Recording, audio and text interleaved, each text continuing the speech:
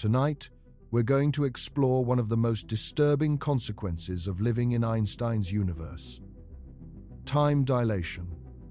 You've probably heard that time slows down when you travel fast, or when you're near something massive.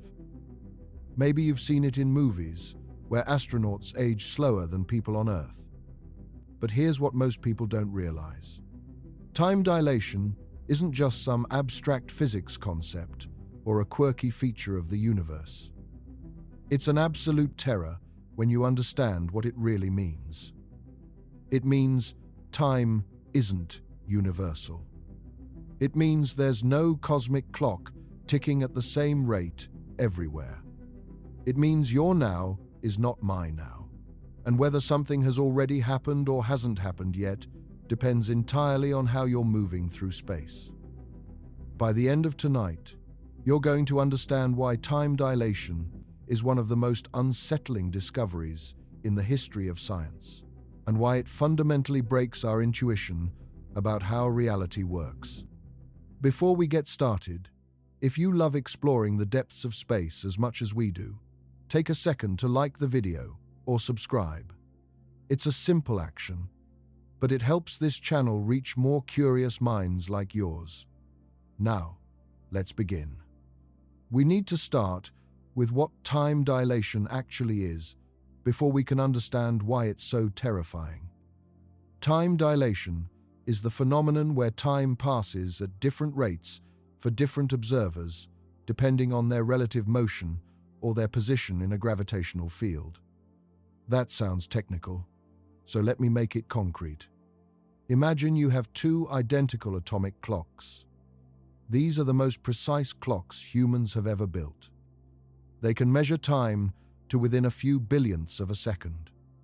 You put one clock on a table and leave it there. You put the other clock on an airplane and fly it around the world. When the airplane lands and you compare the two clocks, they no longer show the same time. The clock that flew on the airplane shows less time has passed.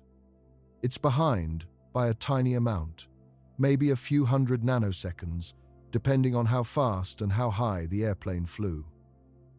This isn't a malfunction or a measurement error. The clock on the airplane actually experienced less time than the clock on the ground. Time literally moved slower for the traveling clock. We've done this experiment many times with increasingly precise clocks. And the result is always the same. The faster you move, or the higher you climb away from Earth's gravitational pull, the slower your clock ticks relative to a clock that stayed on the ground. This is time dilation, and it's real. Now, a few hundred nanoseconds doesn't sound like much. You wouldn't notice it in your daily life. But that's only because airplanes are slow compared to the speed of light, and Earth's gravity is relatively weak. The effects get dramatically more extreme as you approach the speed of light or get near something incredibly massive like a black hole.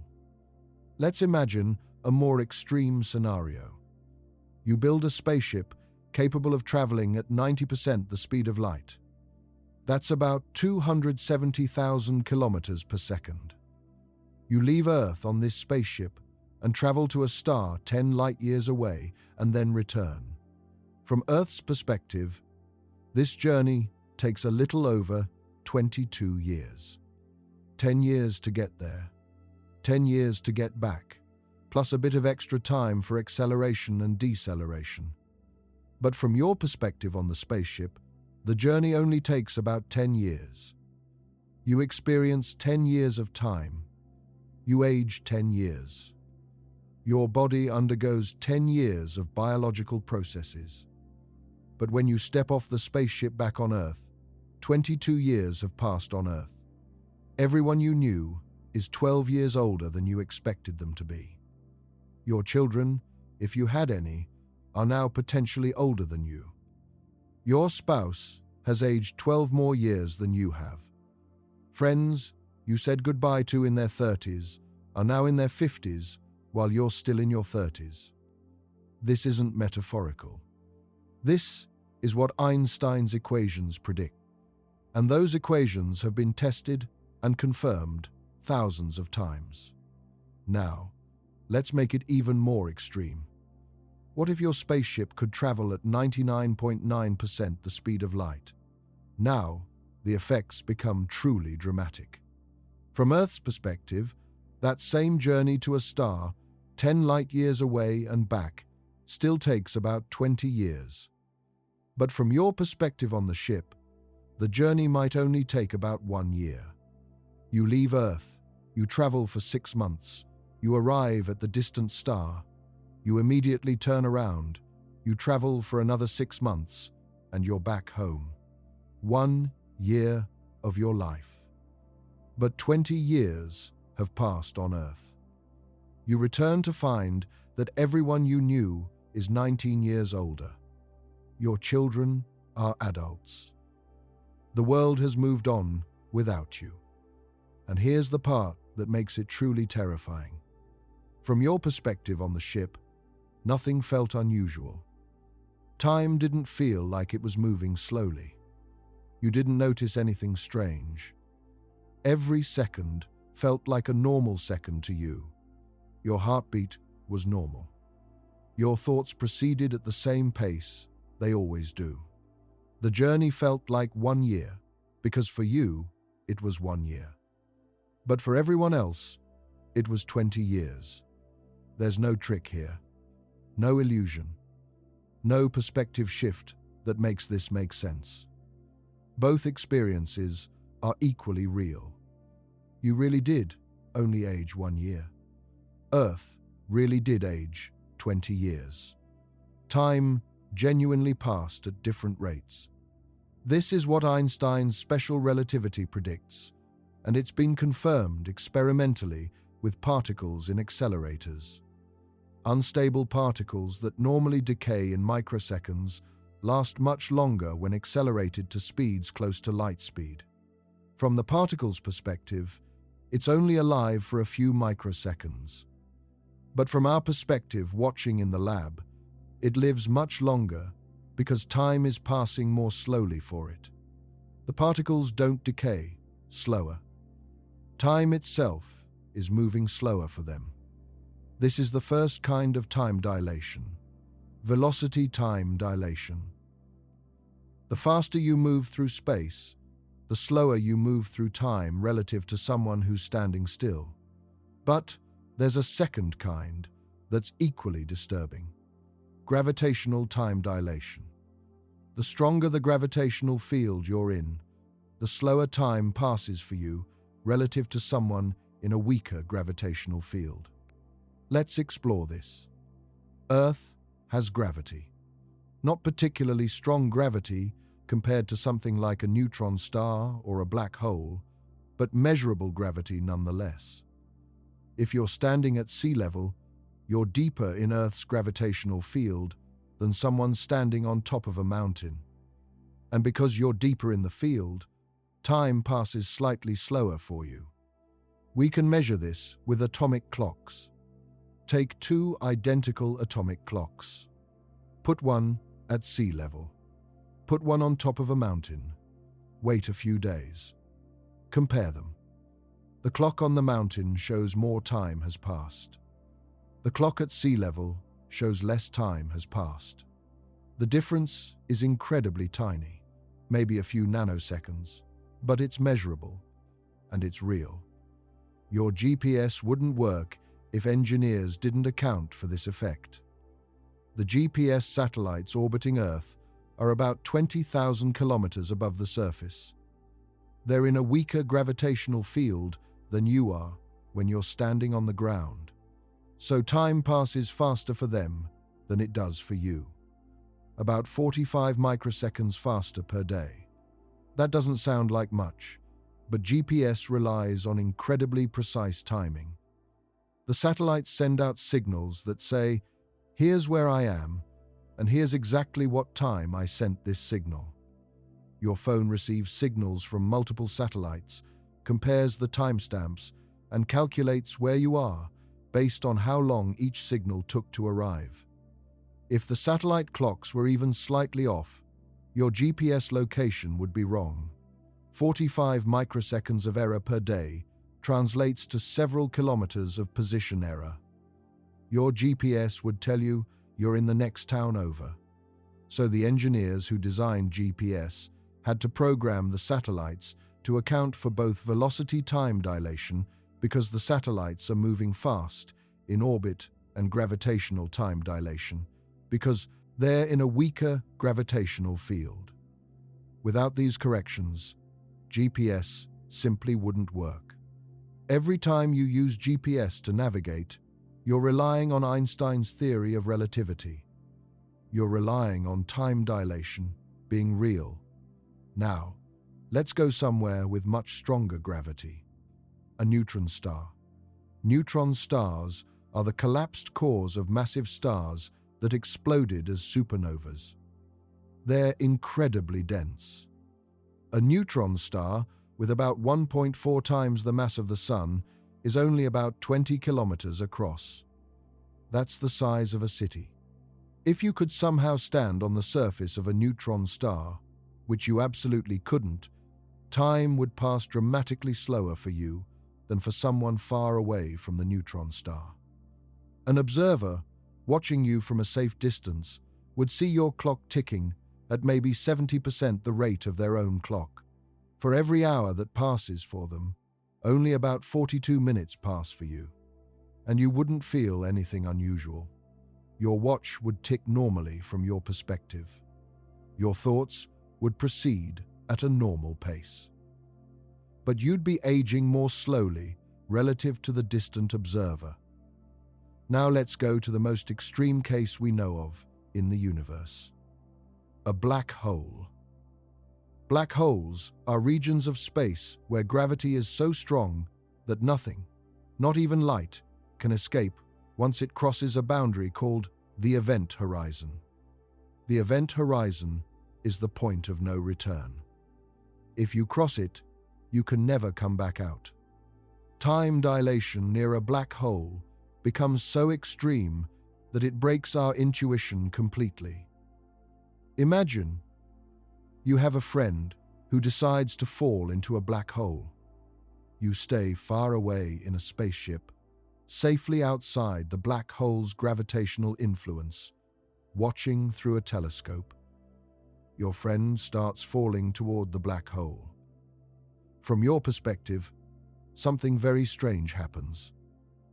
As your friend approaches the event horizon, they appear to slow down.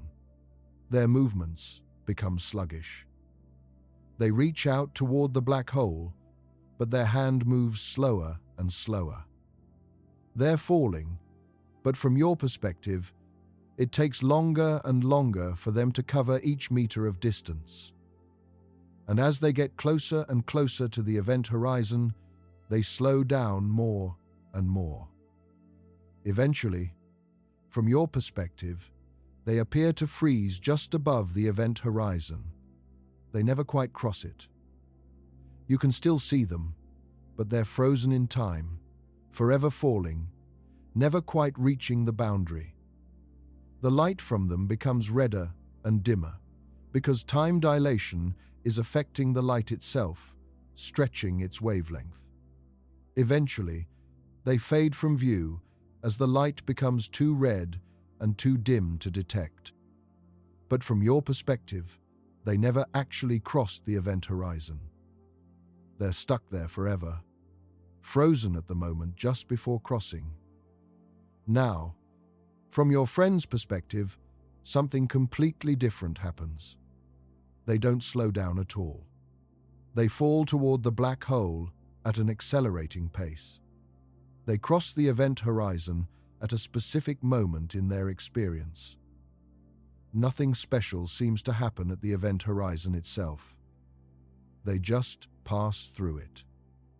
From their perspective, the crossing takes a finite amount of time, maybe a few seconds or minutes, depending on the size of the black hole.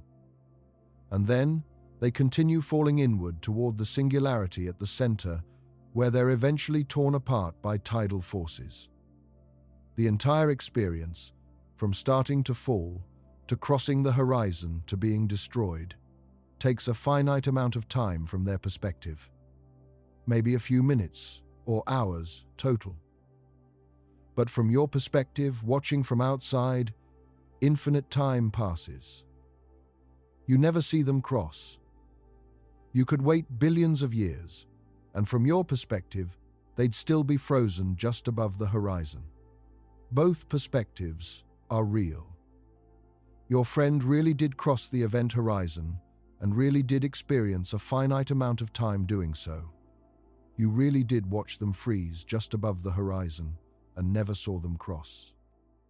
This is not a contradiction in Einstein's theory. This is exactly what the theory predicts. The concept of now, of what's happening right now, breaks down completely. There is no universal now. There is no absolute simultaneity. Whether your friend has crossed the event horizon depends on your frame of reference. From their frame, yes, they crossed it. From your frame, no, they haven't crossed it yet and never will. Both are true. Both are happening. Or rather, both are the correct description of reality from different perspectives. This is where time dilation becomes genuinely terrifying from a philosophical standpoint. We're used to thinking that events either have happened or haven't happened. That there's a fact of the matter about whether something occurred. But near a black hole, that intuition fails. The event of crossing the event horizon has happened from one perspective and hasn't happened from another perspective, and both perspectives are equally valid descriptions of reality. There's no God's eye view, no objective truth about whether the event has occurred. Now, let's think about what this means for our understanding of reality. In our everyday experience, we treat time as universal. When something happens, we assume it happens at a specific moment, and everyone agrees about when it happened. If a building collapses at noon, we assume that everyone, everywhere in the universe, would agree that the building collapsed at noon. Maybe they wouldn't know about it immediately because light takes time to travel, but once the information reaches them, they'd agree about when it happened. But time dilation shows us this isn't true. Different observers, moving at different speeds or in different gravitational fields, would disagree about the order of events, about which events are simultaneous, about how much time passed between two events. And there's no way to determine who's right, because they're all right. There is no absolute time. There is no universal clock. There is no cosmic now that applies to the entire universe. Now is relative. When is relative. Time itself is relative. This is one of the central insights of Einstein's theory of relativity, and it's one of the most disturbing implications of modern physics. Let me give you an example of how this breaks our intuition. Imagine there are two stars, 10 light-years apart. A supernova explodes on one of them. 10 years later, from the perspective of an observer floating in space, exactly halfway between the two stars, the supernova's light reaches the other star. Now, imagine there are two spaceships passing near that same midpoint. One ship is traveling toward the star that exploded. One ship is traveling away from it. From the perspective of the ship traveling toward the exploded star, the light from the supernova reached the other star more than 10 years after the explosion. From the perspective of the ship traveling away from the exploded star, the light reached the other star less than 10 years after the explosion. They disagree about how much time passed between the two events. And if you adjust the speeds of the ships appropriately, you can even make them disagree about the order of events in certain cases. One observer might see event A happen before event B. Another observer might see event B happen before event A.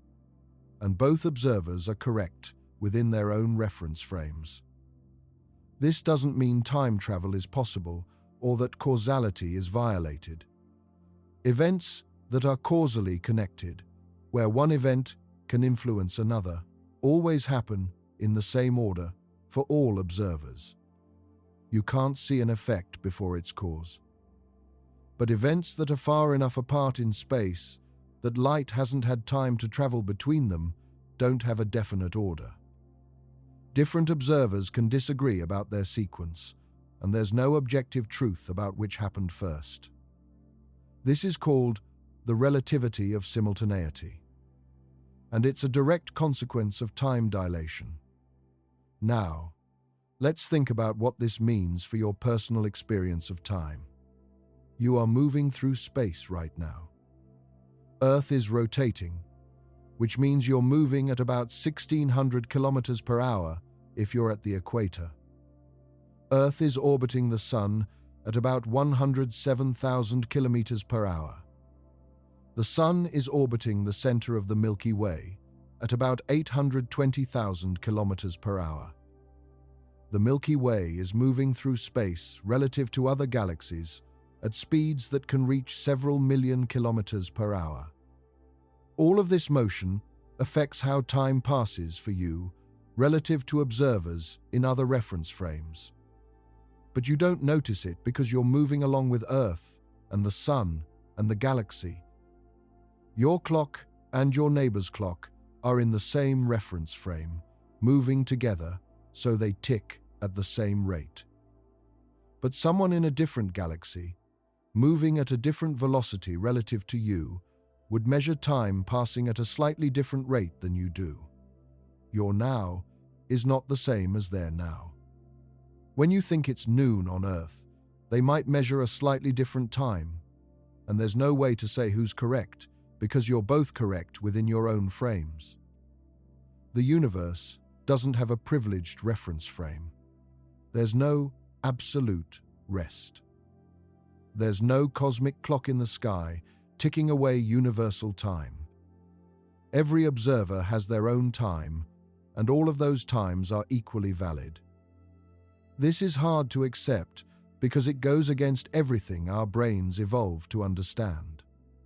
We evolved in a world where velocities are tiny compared to the speed of light, and gravitational fields are relatively weak.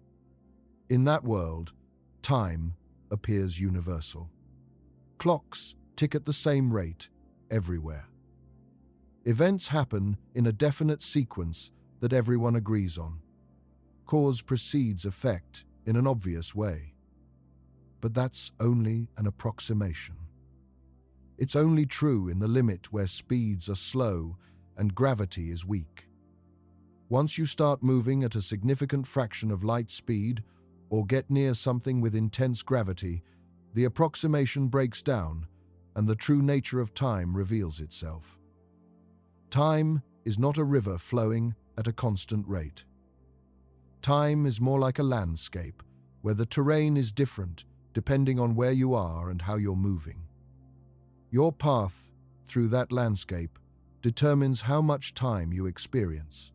Two people taking different paths through space-time will experience different amounts of time between the same two events.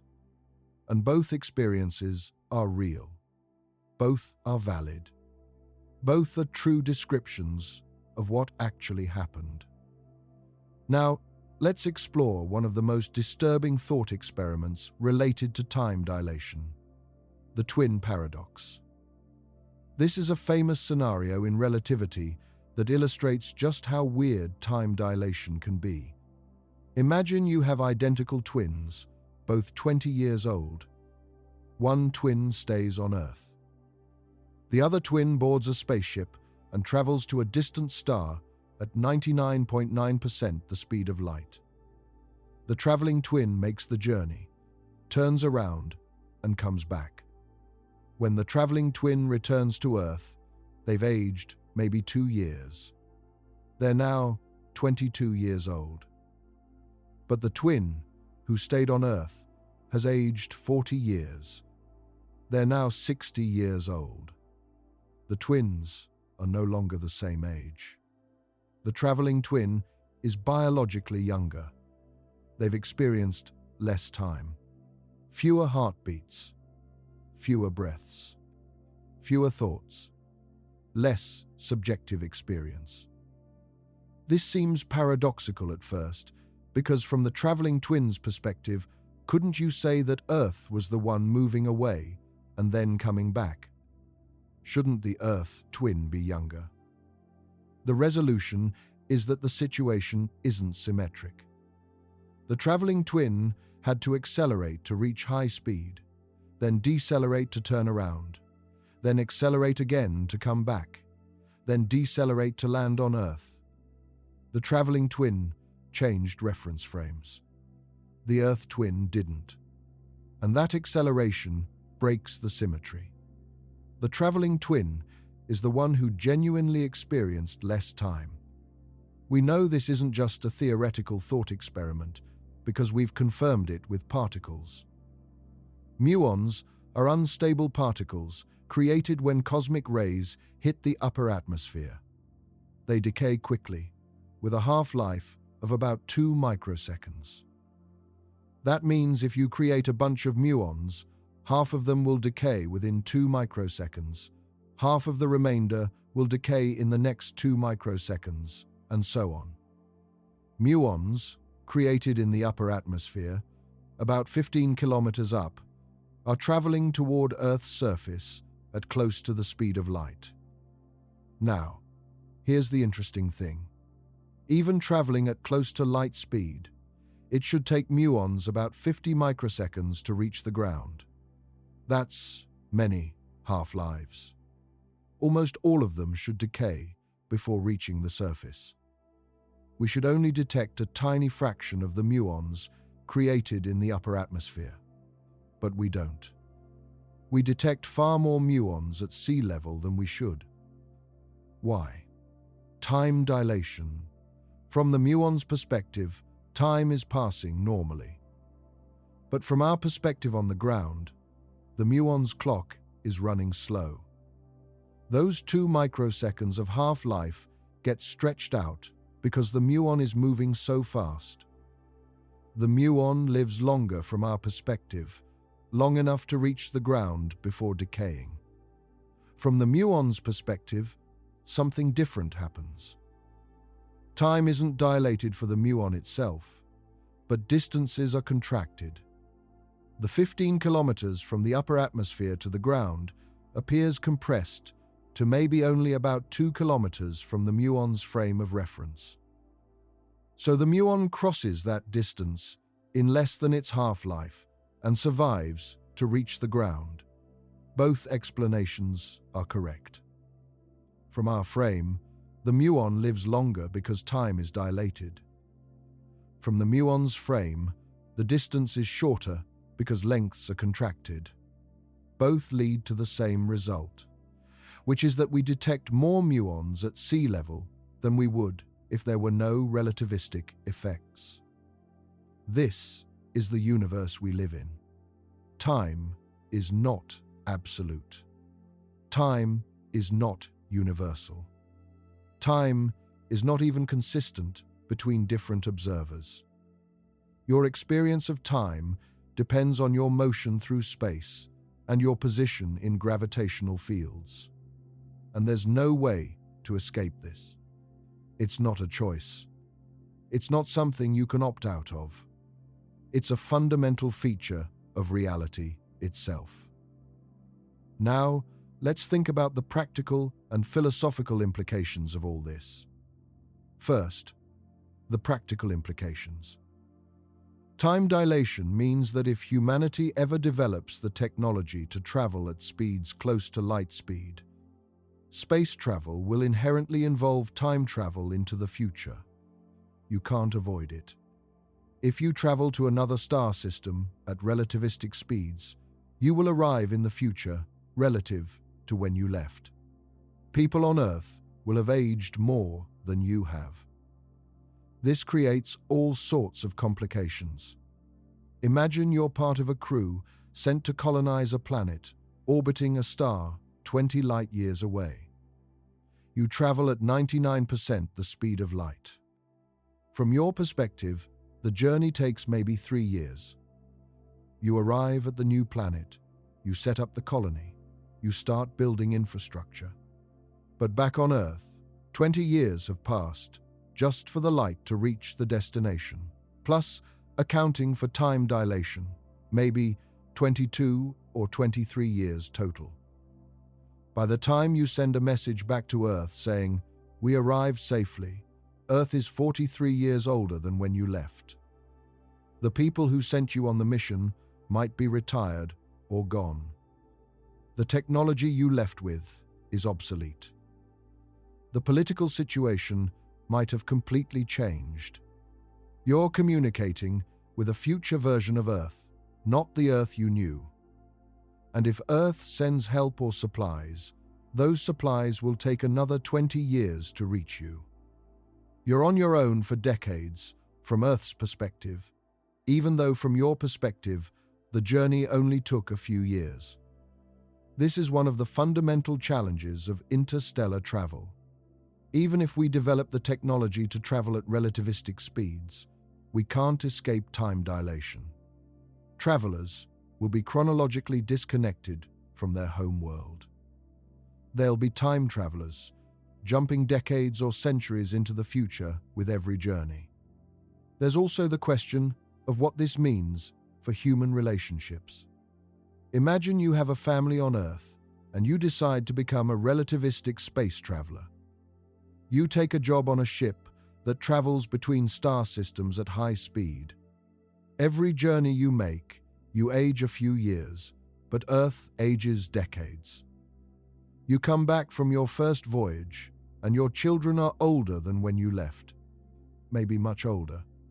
You leave again, and when you return, your children are now elderly. You're still middle-aged, but your own children are old. Your friends are gone.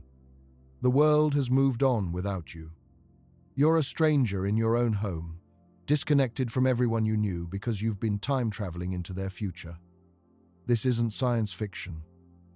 This is what Einstein's equations predict would actually happen.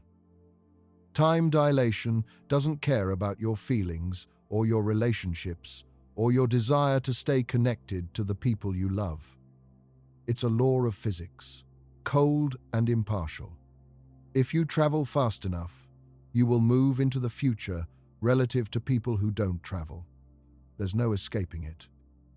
Now, let's think about the philosophical implications. Time dilation challenges our basic understanding of what time is. We're used to thinking of time as a dimension that's fundamentally different from space. You can move freely through space, forward, backward, left, right, up, down. But time only moves in one direction. Forward. You can't go back in time. You can't stop time. You're dragged along through time, whether you like it or not. But relativity shows that space and time are not separate things. They're two aspects of a single four-dimensional structure called space-time. When you move through space, you're also moving through time. And the faster you move through space, the slower you move through time. There's a trade-off.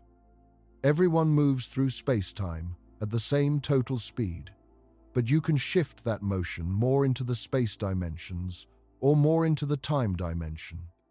If you're standing still in space, all of your motion through space-time is in the time direction. You're moving through time at the maximum rate, 1 second per second. If you start moving through space, some of your motion shifts into the spatial dimensions, which means less motion in the time dimension. You're moving through time more slowly. At the extreme, if you could somehow travel at the speed of light, all of your motion would be through space and none through time. Time would stop for you. This is why massless particles like photons don't experience time. From a photon's perspective, it's created and absorbed in the same instant, even if from our perspective it traveled for billions of years across the universe. The photon exists outside of time. This leads to a strange realization. You are always moving through space-time at the speed of light. Not through space at the speed of light, but through space-time. When you're sitting still, you're moving through the time dimension at the speed of light. When you're moving through space, you're moving through a combination of space and time at the speed of light. The speed limit of the universe isn't really about how fast you can move through space. It's about how you can allocate your motion through the 4 dimensions of space-time. This is a completely different way of thinking about motion and time than we're used to. And it has profound implications. If time is just another dimension like space, then the future already exists in some sense. All of space-time exists as a 4-dimensional structure.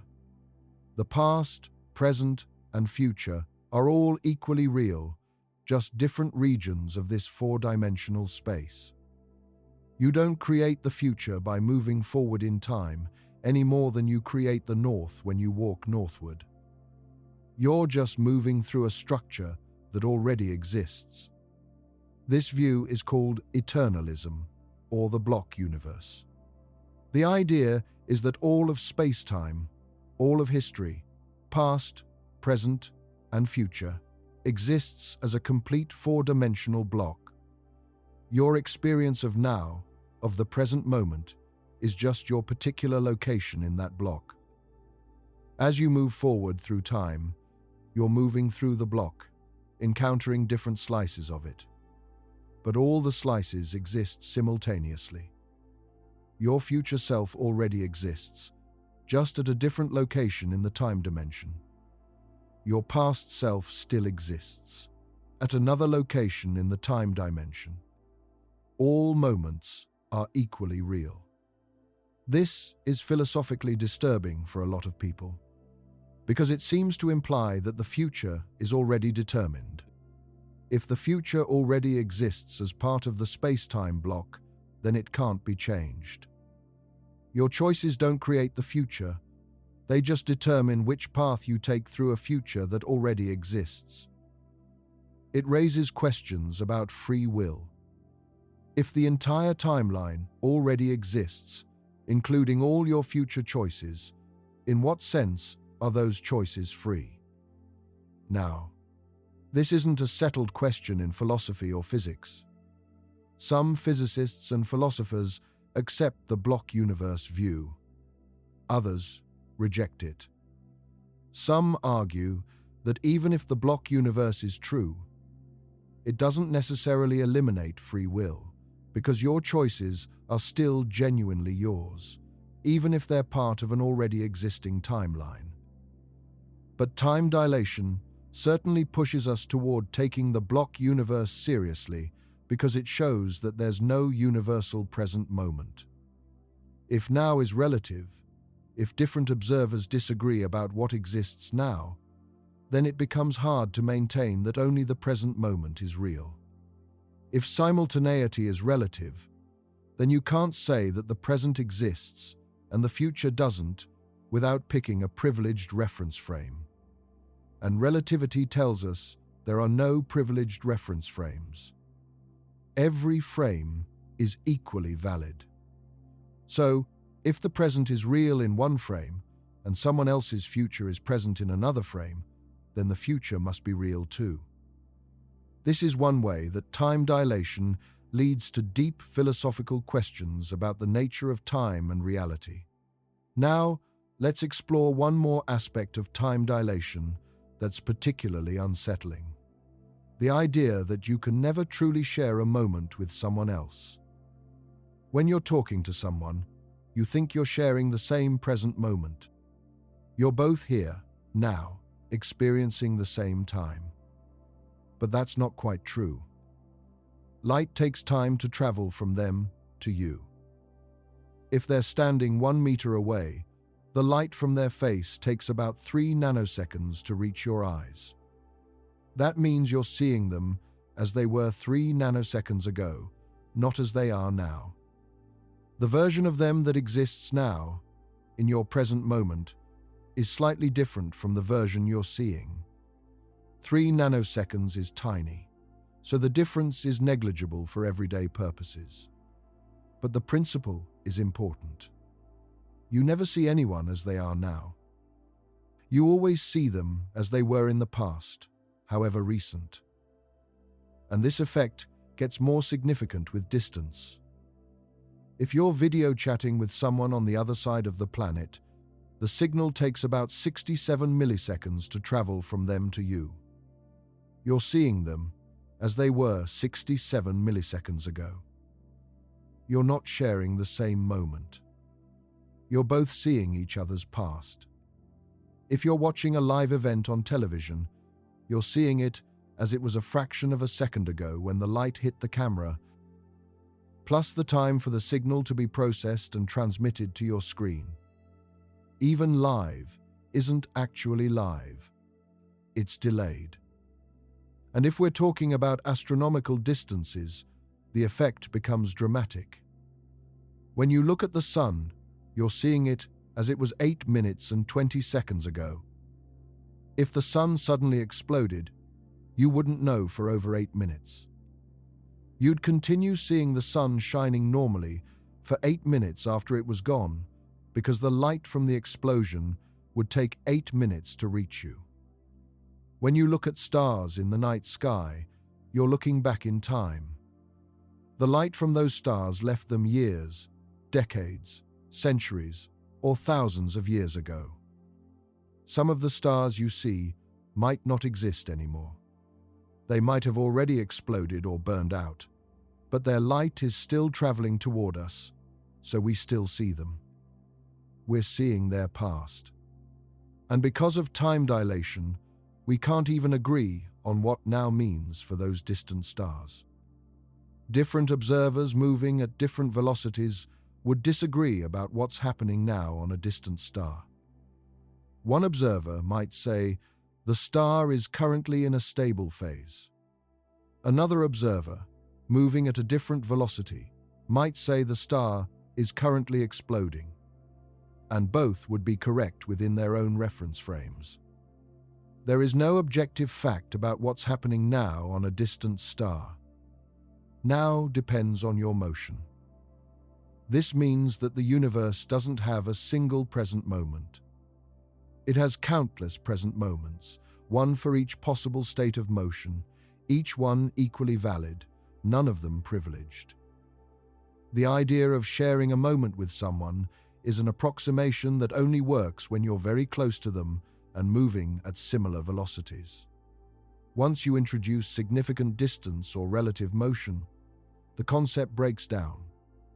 You can't truly share now with someone far away because now is different for you than it is for them.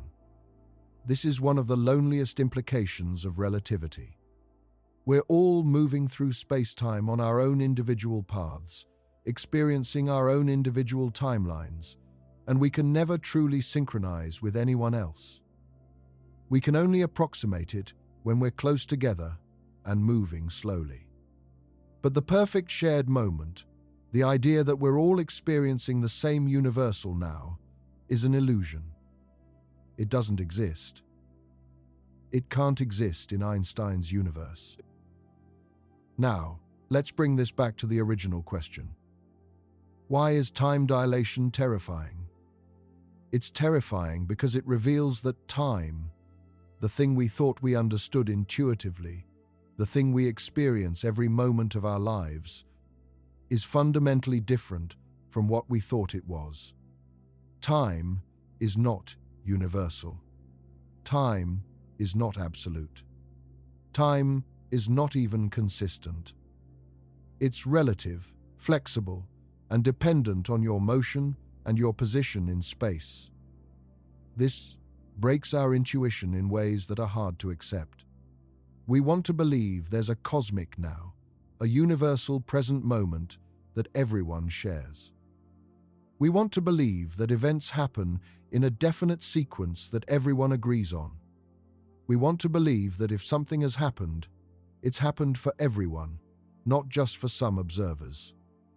But time dilation tells us none of this is true. Now is relative. Sequence is relative. Whether something has happened depends on your reference frame. And we can't escape this by simply choosing to ignore it. Time dilation is real. It's been measured thousands of times. It's built into the technology we use every day. GPS satellites have to account for it. Particle accelerators observe it constantly. Astronomers measure it when they look at distant objects moving at high speeds. It's not a theory in the sense of a guess. It's a theory in the scientific sense, a tested, confirmed, robust description of how the universe actually works. And it means that our common sense understanding of time is wrong. Not slightly wrong. Fundamentally wrong. Time is not what we thought it was. And once you understand that, you can't unlearn it. You can't go back to thinking of time as a simple universal flow. You know better. You know that time is relative, that your now is not the same as someone else's now, that simultaneity is an illusion, that the future might already exist in the block universe. And that knowledge is disturbing. It makes the universe feel less intuitive, less comfortable, less like the familiar world we thought we lived in. It reveals that reality is stranger and more alien than we ever imagined. This is what makes time dilation terrifying. Not that it's complicated, though it is. Not that it's difficult to understand, though it can be. But that once you understand it, it fundamentally changes how you see the universe. You realize that time is not what you thought. Reality is not what you thought. The present moment is not what you thought. And you can never go back to seeing it the old way. Now, there's one more aspect of time dilation we need to discuss. The possibility that it might be useful. Because while time dilation is terrifying from a philosophical perspective, it's also potentially the key to making interstellar travel feasible. The distances between stars are vast. The nearest star to our Sun, Proxima Centauri, is about 4.2 light-years away. With current technology, it would take tens of thousands of years to reach it. That's far longer than human lifespans. But with time dilation, things change. If you could build a spaceship capable of traveling at 99.9% the speed of light, the journey to Proxima Centauri would take a little over 4 years from Earth's perspective. But from the traveler's perspective, it might only take a few months. Time dilation compresses the subjective experience of the journey. The traveler doesn't have to live for decades or centuries. They only experience the time that passes in their own reference frame. This means that relativistic travel is, in a sense, a form of time travel.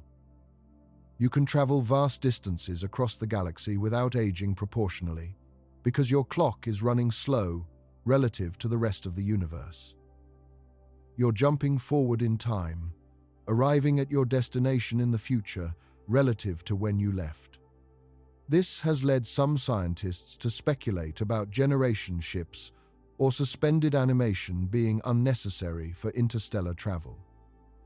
If we could accelerate to speeds close to the speed of light, time dilation would do the work of keeping the travelers young.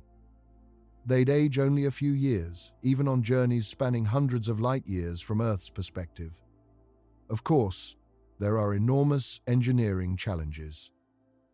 Accelerating to 99% of light speed requires vast amounts of energy. The amount of energy needed increases exponentially as you approach light speed. To accelerate even a small spacecraft to 99% of light speed would require energy equivalent to thousands of nuclear bombs. And that's just to reach that speed. You'd need the same amount of energy again to slow down when you reach your destination. The fuel requirements are staggering, possibly prohibitive with any technology we can currently imagine. Then there's the problem of protection. At 99% of light speed, even a tiny particle becomes a devastating projectile. A grain of sand, something you could barely see, would hit your ship with the energy of a large bomb. The interstellar medium, the sparse gas and dust between stars, would be like a constant bombardment. Your ship would need shielding powerful enough to withstand this endless barrage, and we don't currently know how to build such shielding. There's also radiation.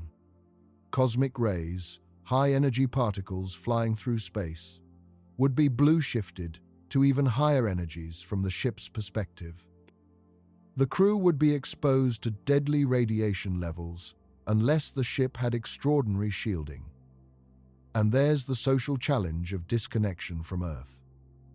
Even if you solved all the technical problems, even if you built a ship that could reach 99% of light speed safely, you'd face the reality that your voyage disconnects you from everyone you know. You leave Earth, you travel for a few months from your perspective, and you arrive at a distant star to discover that years or decades have passed on Earth. The people who sent you are older or gone. The political situation might have completely changed. New technology might have been developed that makes your mission obsolete. There might be newer, faster ships that overtook you on the journey. This is sometimes called the weight calculation problem.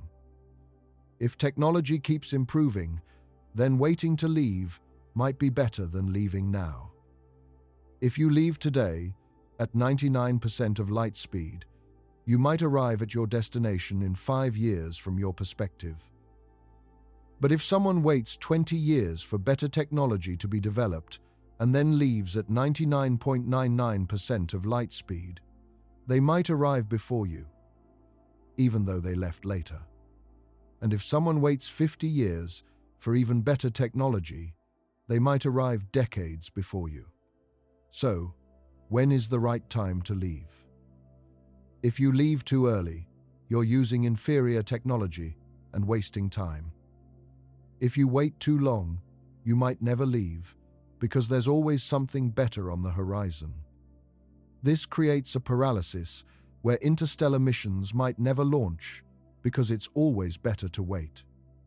Time dilation exacerbates this problem because travelers experience less time, but Earth keeps advancing. A journey that takes 10 years from the traveler's perspective might represent 50 years of technological advancement on Earth. By the time the first ship arrives, Earth might have developed technology that makes that mission unnecessary. But despite all these challenges, time dilation at least solves the problem of the journey taking longer than a human lifetime from the traveler's perspective. It transforms interstellar travel from impossible to merely extraordinarily difficult. And that's a significant shift. It means that interstellar travel is allowed by physics, even if it's beyond our current engineering capabilities. There's no fundamental law preventing us from reaching other stars within a human lifetime. Time dilation is the mechanism that makes it possible. So time dilation is terrifying because it reveals the alien nature of time. But it's also potentially useful because it might be the key to spreading humanity across the stars. Both things can be true. The universe is full of paradoxes like this, features that are both disturbing and enabling, depending on how you look at them. Let's explore another disturbing aspect of time dilation that doesn't get discussed as often: the isolation it creates. Not just the social isolation of being disconnected from your time period, but a deeper, more fundamental isolation. When you're traveling at relativistic speeds, you're not just moving through space. You're moving through time at a different rate than the rest of the universe. You're experiencing a different timeline. From your perspective, the universe outside your ship is aging rapidly. Stars are burning through their fuel faster.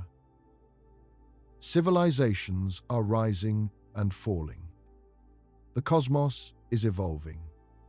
But you're not part of that evolution. You're in a bubble, a pocket of slow time, watching the universe rush past. And there's no way to communicate with the outside world in real time. If you send a message back to Earth, it travels at the speed of light. That's fast, but it's not instantaneous.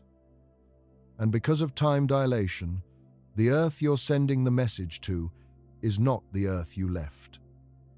It's a future Earth, one that's aged years or decades while you aged months. Your message arrives at a time and place you can barely conceive of. The people who receive it might not even know who you are. The mission you're on might be long forgotten. You're shouting into the void, sending messages to a future you'll never see and can barely imagine. And if Earth sends a reply, that reply takes just as long to reach you. By the time you receive it, even more time has passed on Earth. The conversation is asynchronous, disconnected, with delays measured in years or decades. You can't have a dialogue. You can only exchange monologues, separated by vast gulfs of time. This creates a profound loneliness. You're traveling with your crew, sharing the same reference frame, experiencing the same slow time. But everyone outside your ship, everyone in the rest of the universe, is living on a different timeline. They're aging faster, experiencing more, moving through history while you're frozen in a moment. You're isolated not just by distance, but by time itself. And there's no escape. You can't speed up your clock to match theirs. You can't slow down the universe to match your pace. Time dilation is a fundamental feature of relativistic travel, and it creates a barrier that can't be crossed. You're on one side of that barrier, moving slowly through time. The rest of the universe is on the other side, moving quickly. And you can see each other, send messages, even communicate in a limited way, but you can never truly share the same moment. This is one of the most haunting implications of time dilation. It doesn't just affect your physical experience of time. It affects your ability to connect with others, to be part of a shared timeline, to exist in the same temporal framework as the people you care about. Relativistic travel turns you into a time traveler. Yes, but it also turns you into an exile from your own timeline. You leave your time behind and move into the future, but you do it alone, in a bubble of slow time, watching the universe age around you, but unable to be part of it. Now let's think about what time dilation means for our understanding of consciousness and subjective experience. We're used to thinking that everyone experiences time at the same rate. A second feels like a second. To you, to me, to everyone. We all age at the same pace. We all experience the same flow of time. But time dilation shows this isn't true. Time genuinely passes at different rates for different people, depending on their motion and position in gravitational fields. This means that the subjective experience of time, the felt sense of duration, the lived experience of moments passing, is not universal. Two people can start at the same moment, separate, and then reunite to discover they've experienced different amounts of time. One person might have experienced 10 years of life, 10 years of thoughts, memories, emotions, experiences. The other person might have experienced 50 years. When they reunite, they're different ages. They've had different amounts of subjective experience.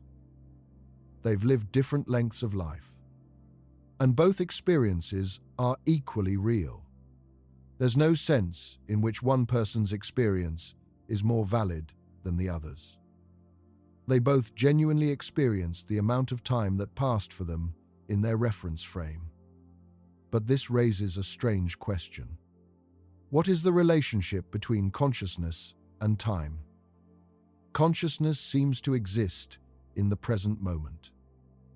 You're aware of now, of this moment, of the current state of your experience.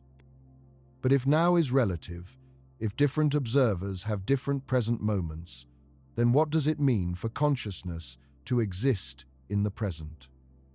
Is there a separate present moment for each conscious being, each one equally valid? Or is there something about consciousness that creates its own present moment, independent of the relativistic definition of simultaneity? These questions don't have clear answers. Physics can tell us how time dilation works, how clocks behave, how different reference frames relate to each other. But physics doesn't explain consciousness. It doesn't tell us what it feels like to experience time or how subjective experience relates to the objective passage of time measured by clocks. This is one of the deep mysteries at the intersection of physics and philosophy. Time dilation shows us that time is relative, that duration depends on reference frame, that simultaneity is not absolute. But consciousness seems to exist in a present moment, a now that feels immediate and real. How do we reconcile these two things? How does relativistic time relate to the experienced present of consciousness? One possibility is that consciousness creates its own local present moment. Your conscious experience exists in your reference frame, experiencing time at the rate your clock ticks. Someone else's consciousness exists in their reference frame, experiencing time at the rate their clock ticks. And there's no universal present moment that encompasses both. Each conscious being has their own present, their own now, and those presents don't align, except approximately, when the beings are close together and moving at similar speeds. This is a strange and somewhat lonely picture. It suggests that consciousness is fundamentally local, tied to a particular reference frame, unable to truly share a moment with consciousnesses in other reference frames. We can communicate, yes. We can interact, yes. But we can never truly inhabit the same present moment if we're in different reference frames. Your now and my now are different, separated by the relativistic effects of our different motions and positions in gravitational fields. Another possibility is that there's something about consciousness we don't understand, something that transcends the relativistic definition of time. Maybe consciousness exists in some framework outside of space-time, observing the four-dimensional block universe from a perspective we can't currently comprehend. Maybe the felt present of consciousness is not the same thing as the relativistic present of simultaneity. This is speculative, of course. We don't have a scientific theory of consciousness that would explain how it relates to relativistic time. But time dilation forces us to confront these questions. It shows us that time is not what we thought, and that raises profound questions about how our experience of time relates to the physics of time. We experience time as flowing, as moving from past to present to future.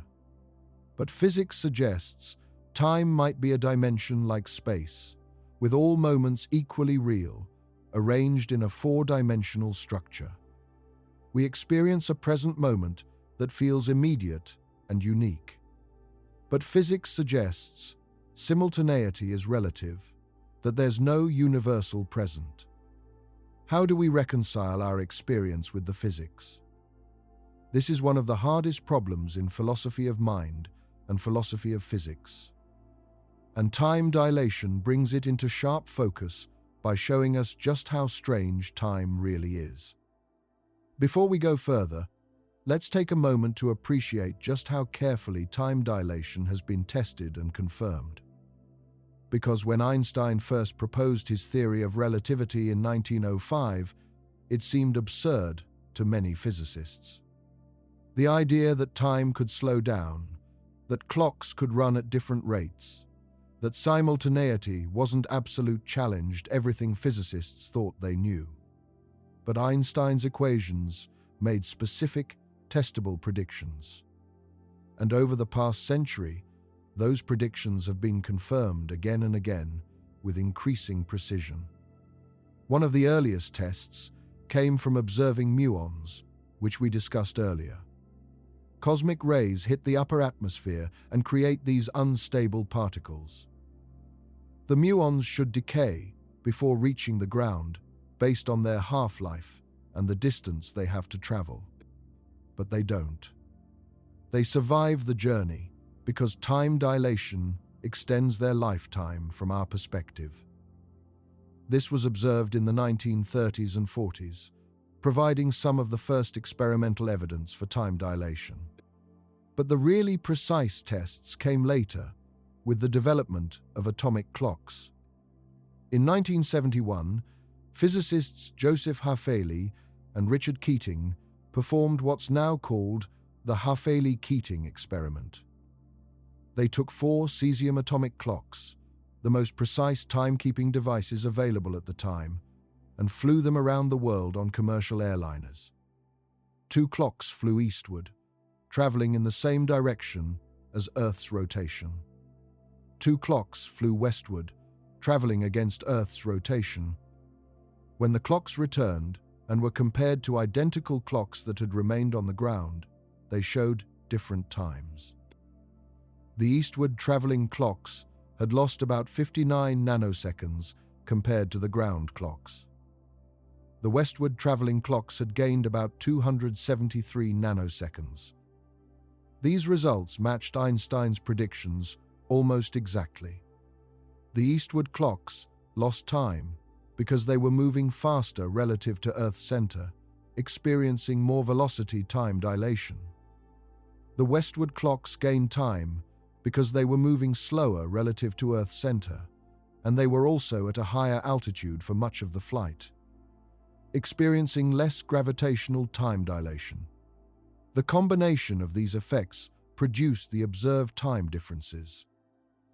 This experiment directly demonstrated that time dilation is real and measurable. You could physically observe clocks running at different rates depending on their motion and altitude. Since then, even more precise experiments have been conducted.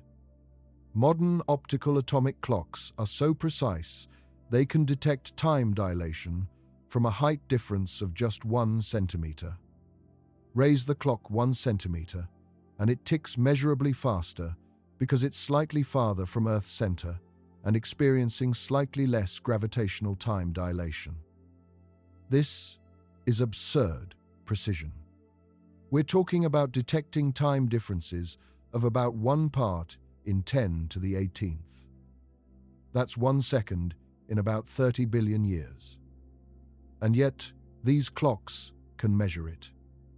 They can detect the time dilation from raising a clock by the thickness of a book. This level of precision has allowed physicists to test general relativity in ways Einstein could never have imagined. And every test confirms the theory. Time dilation is real, measurable, and exactly as Einstein predicted. There's also the global positioning system, which we mentioned earlier. GPS satellites orbit at about 20,000 kilometers above Earth. At that altitude, time runs faster than it does on the ground because the satellites are in a weaker gravitational field. But the satellites are also moving at about 14,000 kilometers per hour, which causes velocity time dilation that makes their clocks run slower. The net effect is that time runs about 38 microseconds per day faster on the satellites than on the ground. If GPS didn't account for this, the positioning errors would accumulate at about 10 kilometers per day. After just one day, your GPS would be off by kilometers. After a week, it would be completely useless.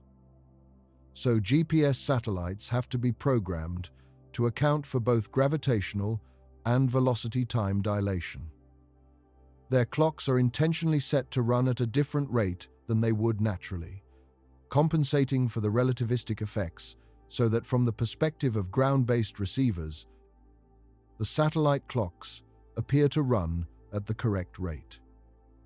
Every time you use GPS to navigate, you're relying on engineers having correctly applied Einstein's theory of relativity.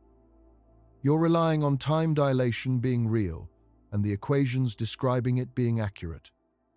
GPS is a practical, everyday confirmation that time dilation exists. Then there's the observation of gravitational time dilation near the Sun. The Sun's gravity is strong enough to cause measurable time dilation. Light passing near the Sun experiences a gravitational redshift, its frequency decreasing because time runs slower in the Sun's gravitational field. This was first measured in the 1960s by observing spectral lines from the Sun. The lines were shifted toward the red end of the spectrum by exactly the amount Einstein's theory predicted. More recently, the Gravity Probe B mission measured gravitational time dilation around Earth with extraordinary precision. And observations of binary pulsars, pairs of neutron stars orbiting each other, have shown that their orbital decay matches the predictions of general relativity perfectly, including the effects of time dilation. The evidence is overwhelming. Time dilation is not speculative. It's not a fringe theory. It's one of the most thoroughly tested and confirmed predictions in all of physics. Dozens of experiments, hundreds of observations, thousands of data points, all confirming that time really does pass at different rates for different observers, depending on their motion and position in gravitational fields. And this brings us back to why time dilation is so terrifying. Because it's not a thought experiment or a philosophical speculation. It's a measured fact about the universe we live in. Time really is relative. Clocks really do run at different rates. Simultaneity really is observer-dependent. And there's no escaping this. It's built into the fabric of reality itself. Understanding this changes how you see everything. When you look at a clock, you're no longer seeing a device that measures some universal, absolute time. You're seeing a device that measures time in its particular reference frame, which might be different from the time measured by another clock in a different reference frame. When you think about the present moment, you're no longer thinking about a universal now that everyone shares. You're thinking about your particular present, your particular slice of space-time, which might not align with someone else's present if they're moving differently or in a different gravitational field. When you think about the future, you're no longer thinking about a single timeline that everyone will experience. You're thinking about a range of possible futures, each one valid from a different reference frame, each one representing a different path through space-time. This is what makes time dilation truly terrifying. Not the math, not the equations, not the experimental details, but the realization that time itself is not what we thought. Our intuitive understanding of time, built up over a lifetime of experience, is fundamentally wrong. Time doesn't flow uniformly. Time doesn't have an absolute rate. Time doesn't create a universal present moment. All of these comfortable assumptions are approximations that only work when speeds are slow and gravity is weak. In the real universe, at high speeds or in strong gravitational fields, the approximations break down and the true nature of time reveals itself. And that true nature is alien, counterintuitive, and deeply unsettling. Time is relative. And once you truly understand what that means, you see the universe differently. You can't unsee it. You can't go back to thinking of time as a simple, universal flow. You know the truth. And the truth is strange. Let's talk about one final aspect of time dilation that might be the most philosophically disturbing of all. The possibility that time dilation reveals something fundamental about the nature of existence itself. We're used to thinking that things either exist or they don't exist. An object is either there or it isn't. An event has either happened or it hasn't. This seems like a basic, obvious truth about reality. But time dilation challenges this. Consider again the observer falling into a black hole and the external observer watching them. From the external observer's perspective, the person falling has not crossed the event horizon yet and will never cross it. They're frozen just above the horizon, fading from view but never actually crossing. From the falling observer's perspective, they definitely have crossed the event horizon. That event has happened.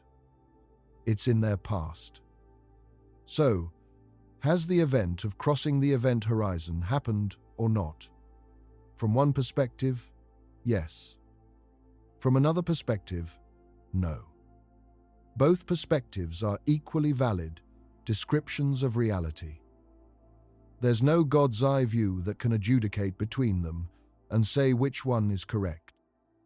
This suggests that the notion of an event having happened is not absolute. It's reference frame dependent. Whether something has happened depends on your path through space-time. And this raises a disturbing question. If whether something has happened depends on reference frame, does that mean existence itself is reference frame dependent? Does something exist differently in different reference frames?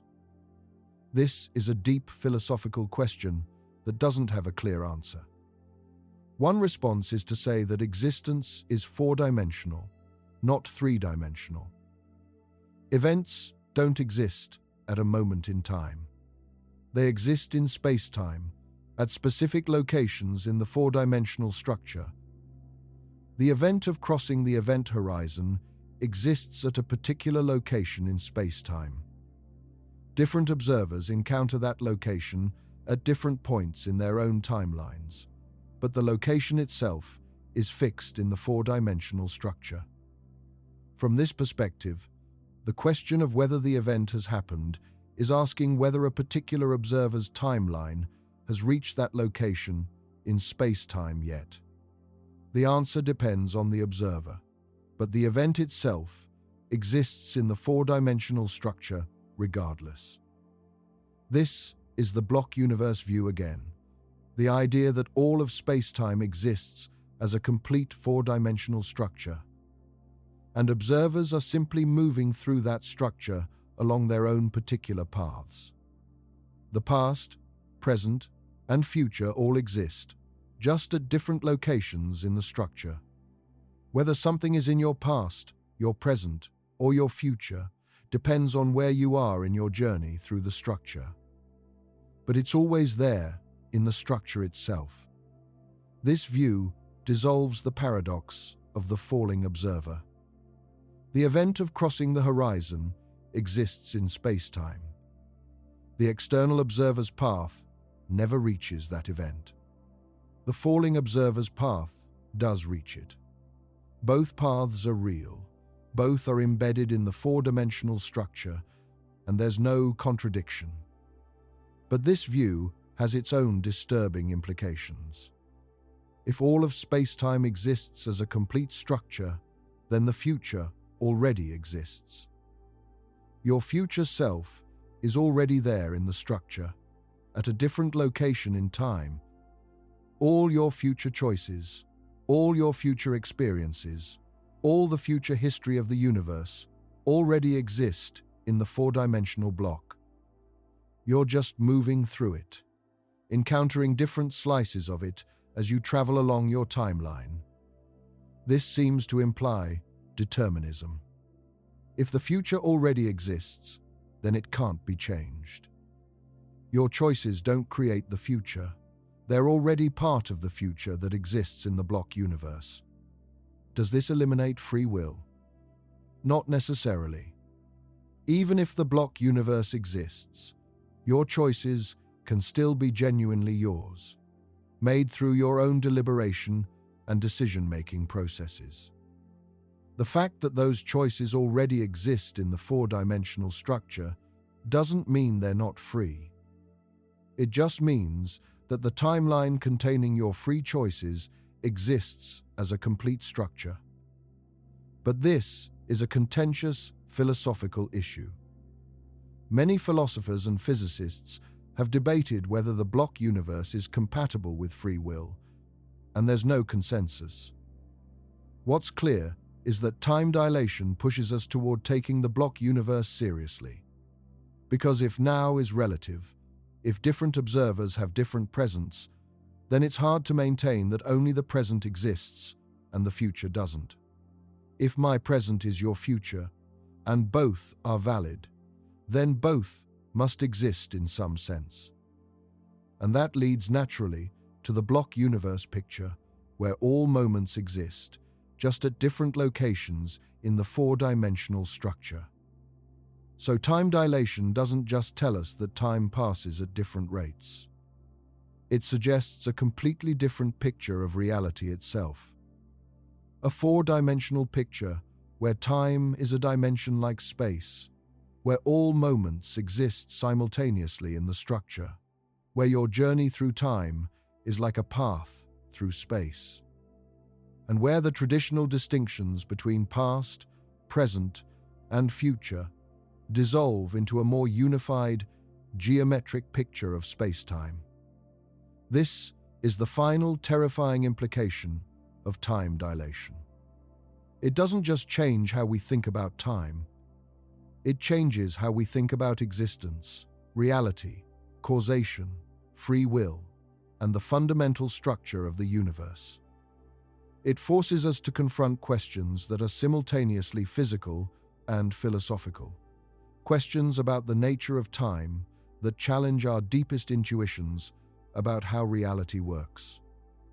And unlike some philosophical questions that are purely abstract, these questions arise from measured, confirmed, tested features of the universe.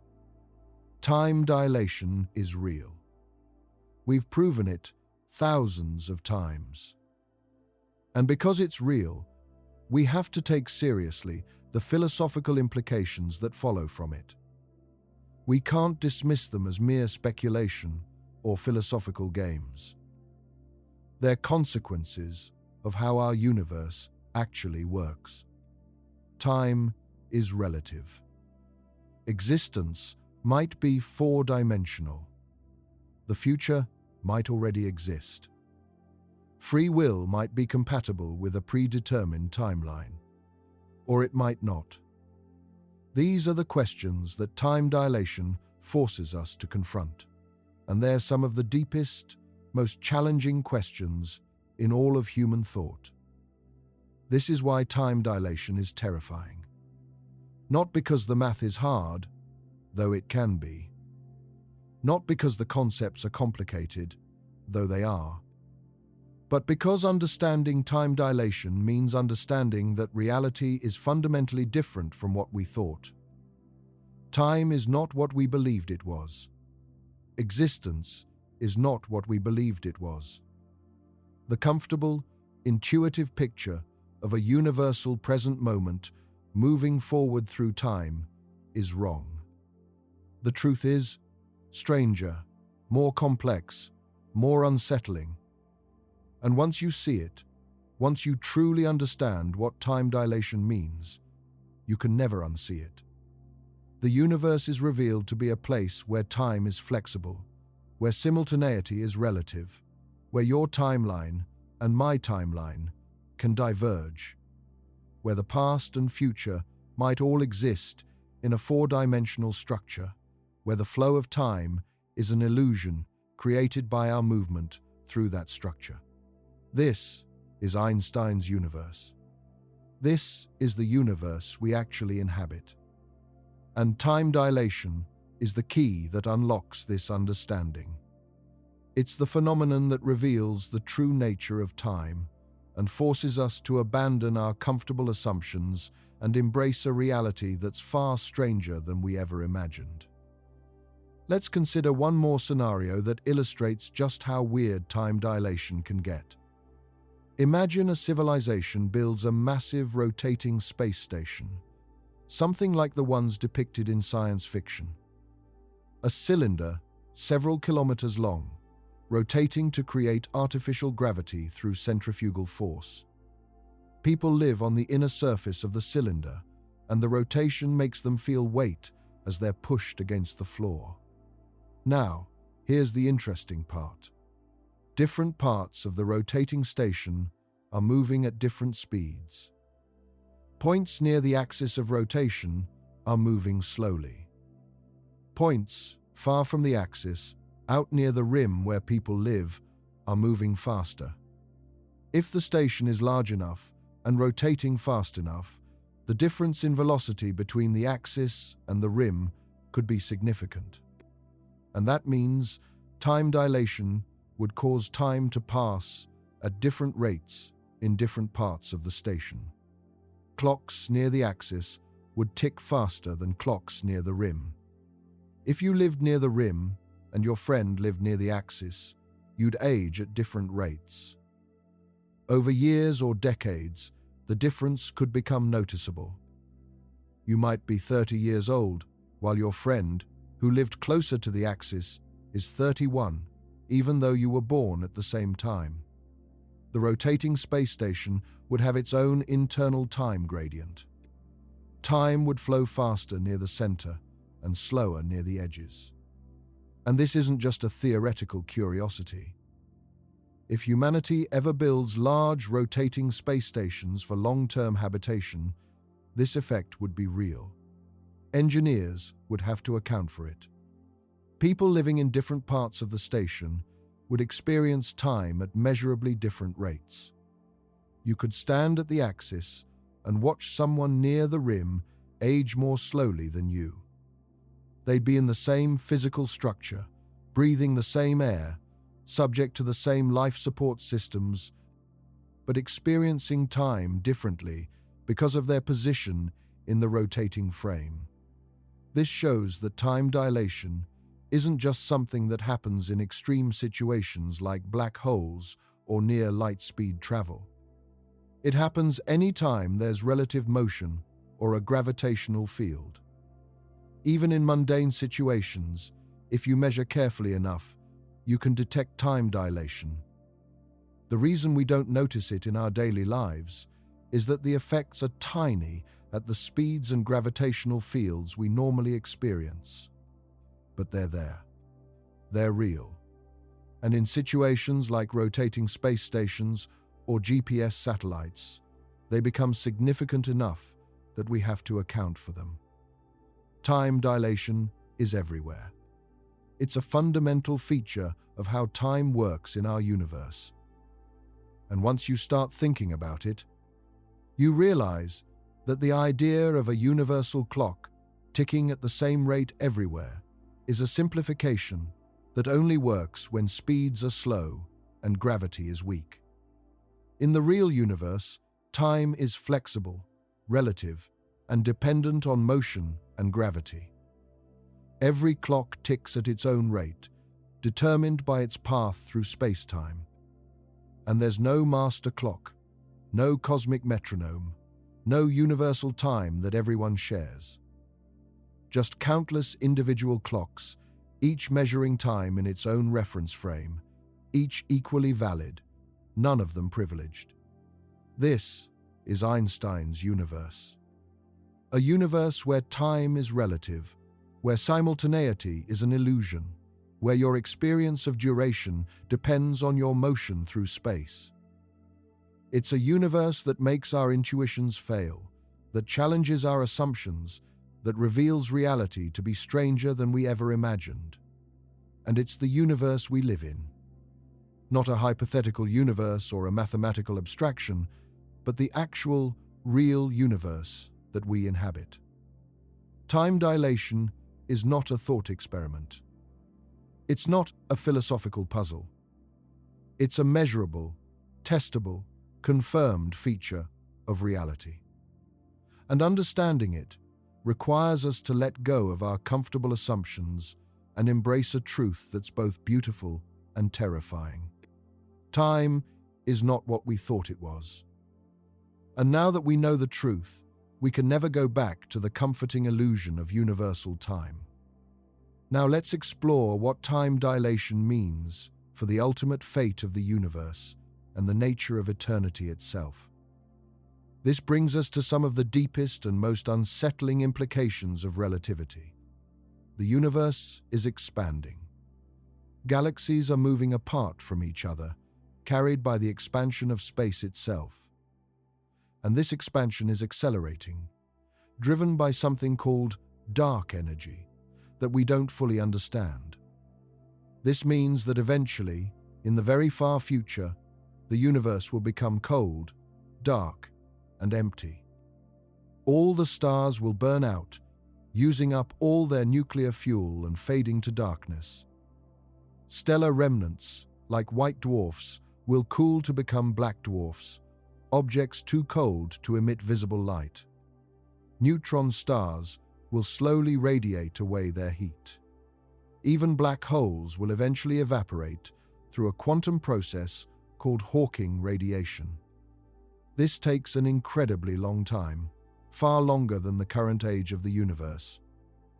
A black hole with the mass of the Sun would take about 10 to the 67 years to evaporate. That's a 1 followed by 67 zeros. The universe is only about 13.8 billion years old, which is about 10 to the 10 years. The evaporation of black holes will take time spans that make the current age of the universe look like the blink of an eye.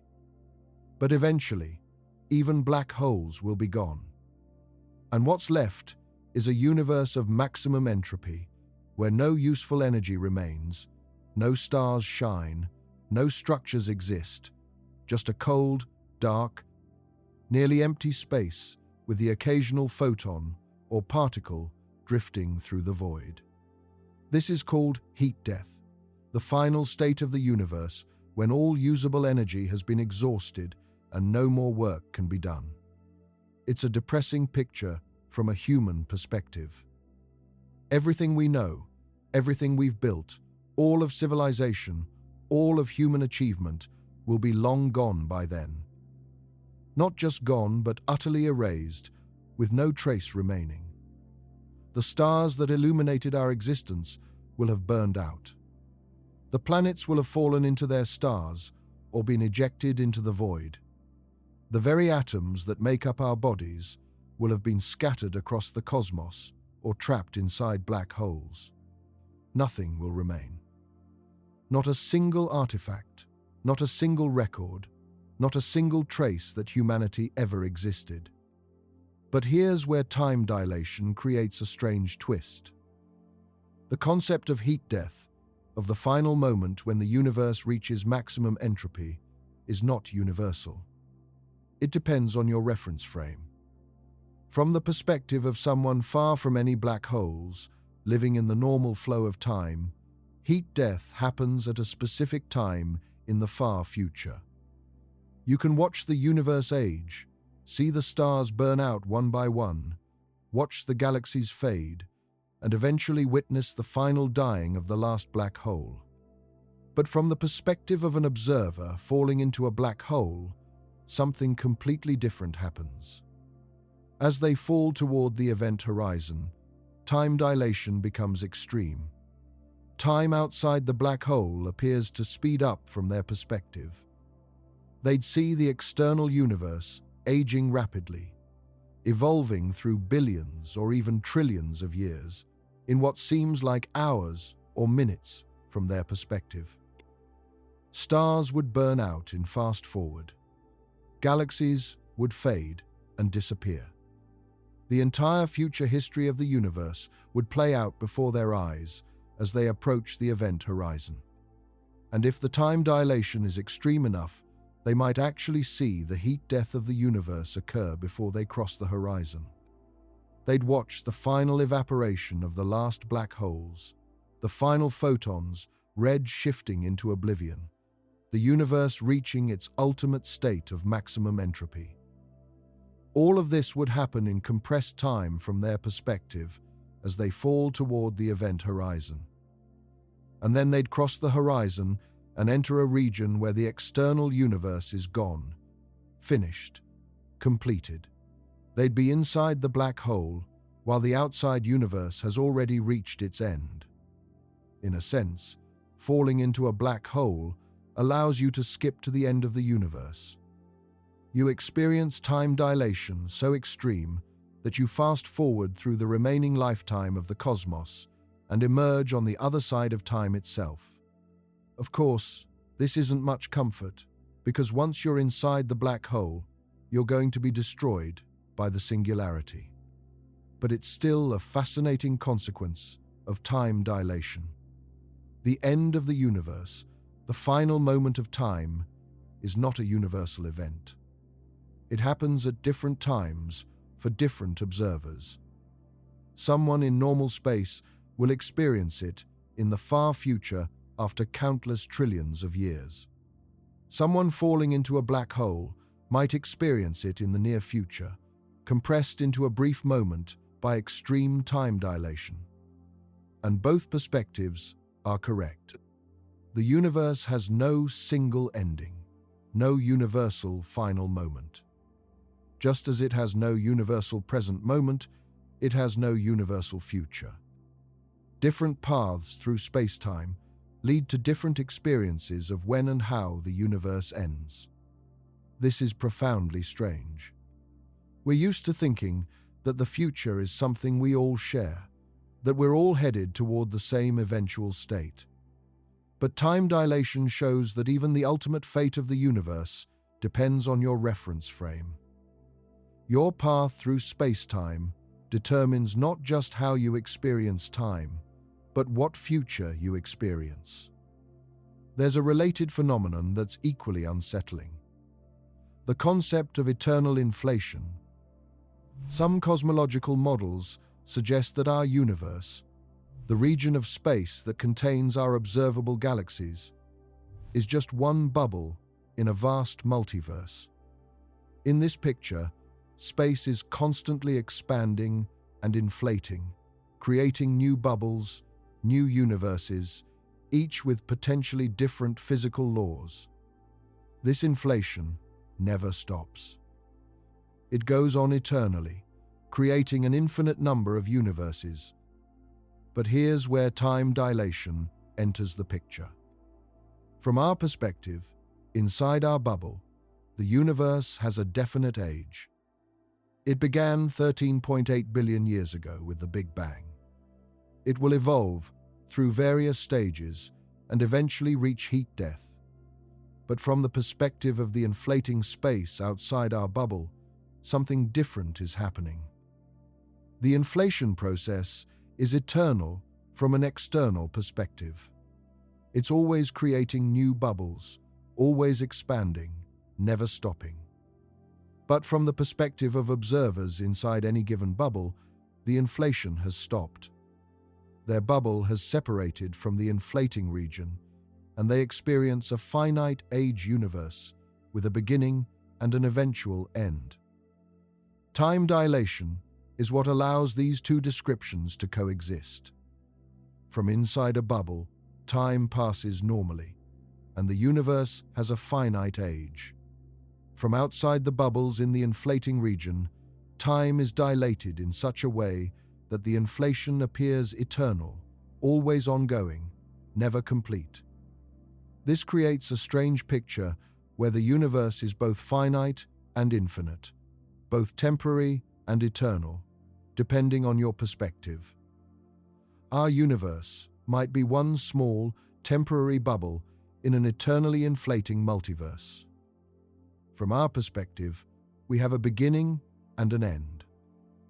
From the perspective of the multiverse, we're just a brief fluctuation in an eternal process.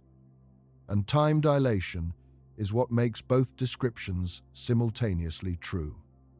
It's another example of how time dilation doesn't just affect individual experiences.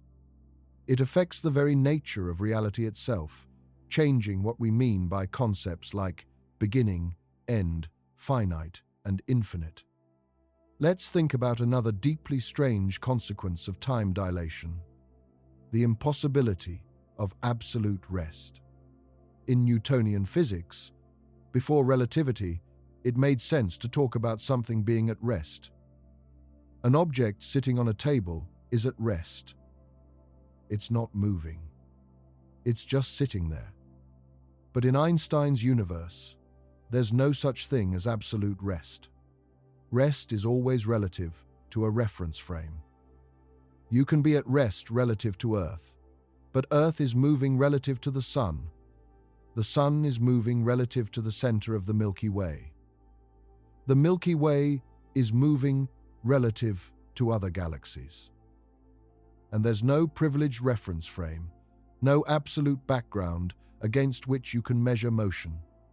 Everything is moving relative to something else, and there's no way to say that one thing is truly at rest while others are moving. This connects to time dilation because your rate of time passage depends on your motion. But if there's no absolute rest, then there's no absolute rate of time passage. Everyone's clock is running at some rate relative to everyone else's clock, but there's no true clock, no master clock that runs at the correct rate. All clocks are equally valid. All rates of time passage are equally real.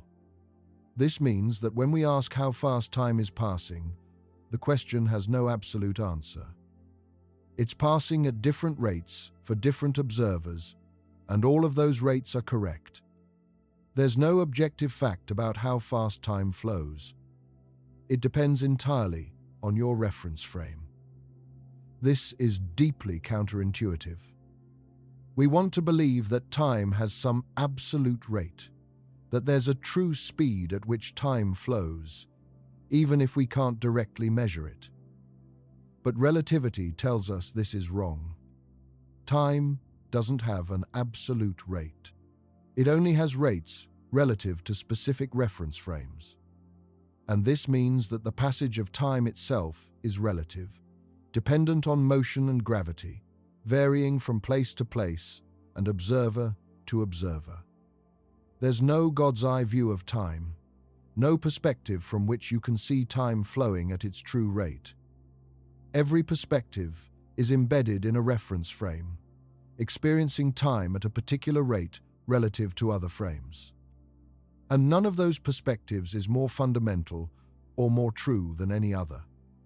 This is one of the most philosophically radical implications of relativity. It suggests that time doesn't have an intrinsic nature independent of observers. Time is what we measure with clocks, and different clocks in different reference frames measure different amounts of time between the same events. All of those measurements are correct. There's no hidden true time that the clocks are approximating. The time measured by each clock is the time in that reference frame. This is sometimes called the operationalist view of time. Time is defined by measurement operations. There's no deeper reality beyond what clocks measure. And because different clocks measure different amounts of time, time itself is relative. Not everyone accepts this view. Some philosophers and physicists argue that there must be some deeper reality to time, some objective structure that underlies the relative measurements. But if such a structure exists, we have no way to access it or measure it. All we can measure is the time shown on clocks, and those clocks all disagree when they're in different reference frames. So operationally, practically, measurably, time is relative. And time dilation is the mechanism that makes it so. Let's consider one more scenario that illustrates the terrifying nature of time dilation. The experience of watching someone age in fast forward.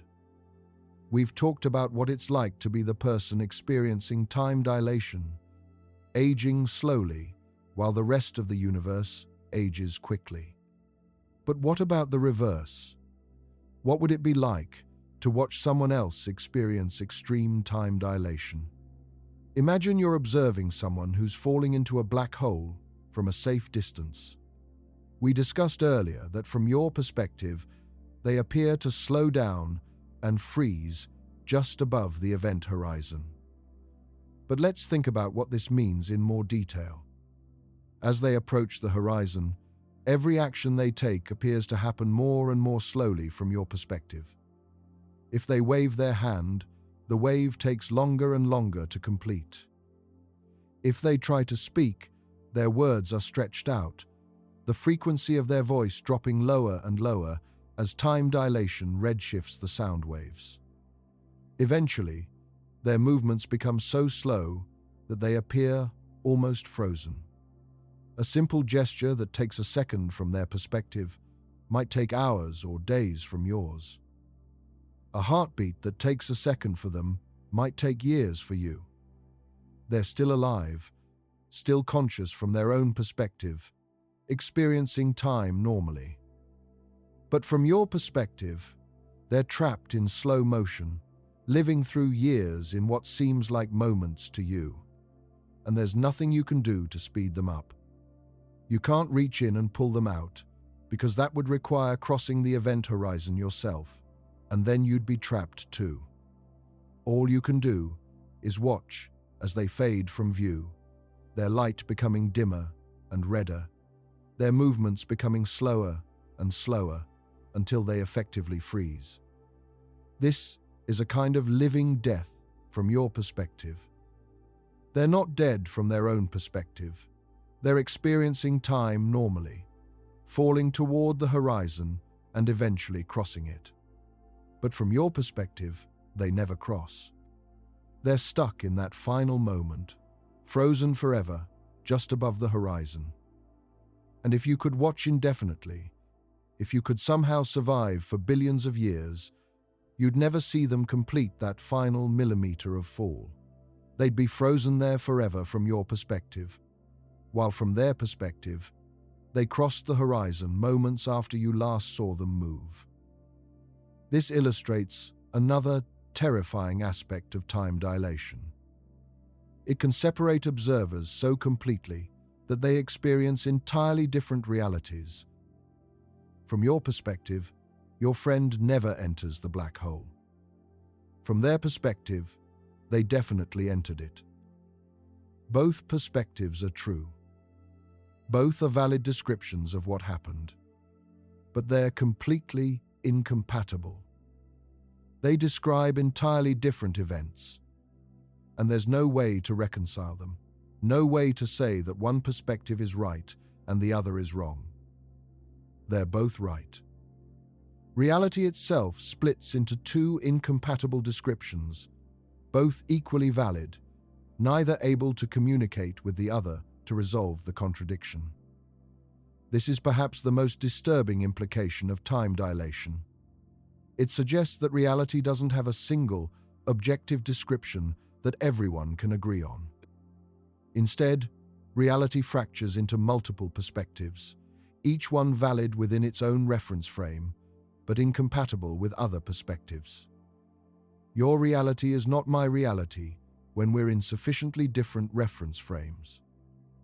We literally inhabit different timelines, experience different sequences of events, witness different presents and futures. And there's no God's eye view that encompasses both of our experiences. No objective truth about what really happened. Just different perspectives, all equally valid, all equally real, all fundamentally incompatible with each other. This is Einstein's universe. A universe where time is not universal, where simultaneity is relative, where different observers experience different timelines. A universe where your reality and my reality can diverge when we take different paths through space-time. A universe where the comforting notion of a single, objective reality shared by all observers is revealed to be an illusion. We live in a relativistic universe, and that means we live in a universe where time itself is subjective, dependent on motion and gravity, different for each observer. It's a universe that's far stranger, far more alien, far more unsettling than the classical universe of Newton, where time flowed uniformly for everyone. But it's also the real universe. The one we've measured and tested and confirmed through thousands of experiments. The one we inhabit. The one we must learn to understand, even though it violates every intuition we have about how time should work. Time dilation is real. And it's terrifying. Not because it's complicated or difficult to understand, but because it reveals that time itself is not what we thought it was. Time is relative, flexible, observer-dependent. And once you truly understand this, you can never see time the same way again. Let's talk about one final implication of time dilation: the heat death of the universe. The universe is expanding. Galaxies are moving apart from each other, and the expansion is accelerating. Eventually, in the very far future, trillions of years from now, all the stars will burn out. All the black holes will evaporate through Hawking radiation.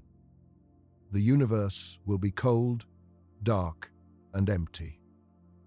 This is called heat death, the state where the universe has reached maximum entropy and no more useful energy remains.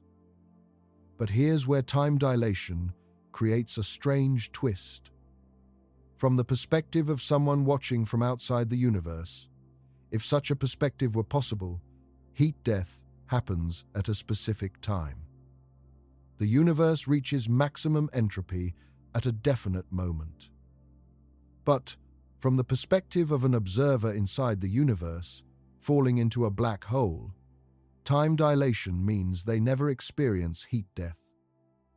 As they fall toward the event horizon of a black hole, time outside the black hole appears to speed up from their perspective. They'd see the universe age rapidly, stars burning out, galaxies fading. But they'd cross the event horizon before experiencing the final heat death. From their perspective, the universe's future happens in fast forward, and they exit the universe before it ends. In a sense, time dilation allows them to escape the heat death of the universe. They don't have to experience it because they've moved into a reference frame where the end of time happens in a compressed time frame. This is speculative, of course. We don't know exactly what happens inside a black hole. We don't have a complete theory of quantum gravity that would describe the singularity. But the mathematics of general relativity suggests that time dilation near black holes is extreme enough that an observer falling in would see the external universe age to completion before they reach the consum. Singularity. It's another example of how time dilation creates situations that our brains find almost impossible to comprehend. The end of the universe, the final moment of time, is not a universal event. It happens at different times for different observers, depending on their paths through space-time. Someone falling into a black hole might never experience it. Someone far from any black holes would experience it trillions of years in the future. and both descriptions are correct. There is no single, universal end of time, just as there's no single, universal now. This is the universe, Einstein revealed to us. A universe where time is relative, where simultaneity is an illusion, where the future might already exist, where your now is different from my now, and where the end of time depends on your path through space-time. It's a universe that's fundamentally alien to our intuitions, a universe that makes us uncomfortable because it doesn't match the simple, linear flow of time we experience in our everyday lives. But it's also the real universe, the one we actually live in, the one that's been confirmed by thousands of experiments and observations. Time dilation is not a quirk or an anomaly. It's a fundamental feature of reality. And understanding it requires us to let go of our comfortable assumptions about time and embrace a stranger, more unsettling truth. Time is not what we thought it was. And now that we know better, we can never unknow it. We've spent tonight exploring time dilation in all its disturbing glory. We've seen how time passes at different rates for different observers depending on their motion and their position in gravitational fields. We've seen how traveling at high speeds or being near massive objects slows time down relative to observers far away. We've explored the twin paradox and the muon experiments that confirm time dilation is real. We've discussed the philosophical implications of the block universe and the relativity of simultaneity. We've thought about the practical challenges of relativistic space travel and the social disconnection it would create. We've considered the strange case of black holes, where time dilation becomes so extreme that observers inside and outside the black hole experience completely different timelines. And we've recognized that time dilation, while terrifying in its implications, might also be the key to making interstellar travel possible. All of this comes from Einstein's simple but profound realization that the speed of light is constant for all observers. That one fact, confirmed by experiments in the late 1800s, led Einstein to conclude that time and space must be relative. And from that conclusion flows everything we've discussed tonight. The terrifying reality of time dilation. Time is not universal. Time is not absolute. Your experience of time is unique to you, determined by your path through space-time. And there's no cosmic clock, no privileged reference frame, no universal now that everyone shares. This is hard to accept. It goes against every intuition we have about how time works. But it's true. It's been tested and confirmed over and over again. And it's one of the most profound discoveries in the history of science. We live in Einstein's universe, a universe where time is relative, where the future might already exist, where simultaneity is an illusion, and where your now is different from my now. It's a strange universe, an unsettling universe, a universe that doesn't care about our intuitions or our comfort. But it's also a magnificent universe, one that's far more interesting and complex than we ever imagined. And understanding time dilation, truly understanding it, is part of understanding our place in that universe. Thank you for joining me on this journey through the terrifying reality of time dilation. If you found this exploration valuable, a like or subscribe would mean a lot. It helps me continue making these deep explorations of the cosmos. And the next time you look at a clock, remember what we've discussed tonight. That clock is not measuring some universal, absolute time. It's measuring your time, your path through space-time, your particular journey through Einstein's universe. Time is relative, and that's both terrifying and beautiful. Good night.